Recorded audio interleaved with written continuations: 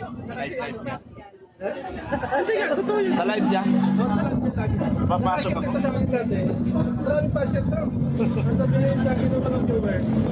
Bakit niyo papakit si Dr. Lam? Kasi nasa baba, kaya papakit. Hindi ko naman yan sa sis ko. Happy birthday. Pero kanina narinig ko yung mentioning kanina kay Dr. Lau. Ano? May bulong na, may mabulong.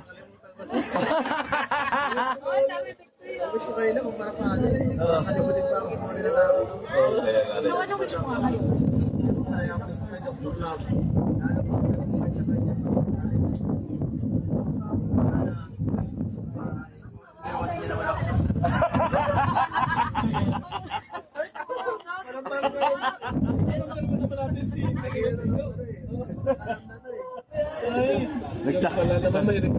Nagpunta na nga ako ng ano. Pagbibigyan ko ba ito?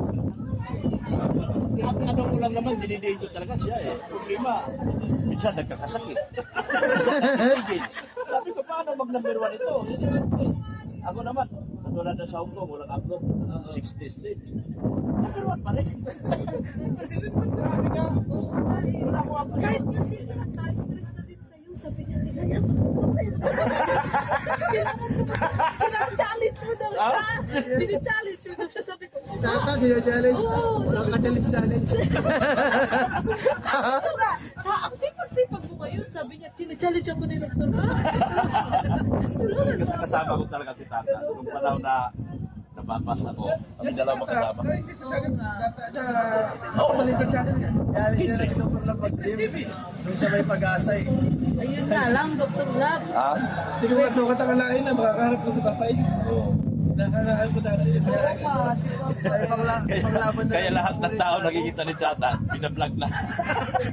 Kaya kasi pressure na. Pressure na sa'yo. Pinipressure niya sarili niya. Sabi niya, hindi, sabi niya, challenge daw siya. Oo, sabi niya, challenge ko lang Dr. Lab Ligaya, tulungan mo ako. Si Tata talaga. Mag-scout tayo. Sa babae naman, easy lang. Ha?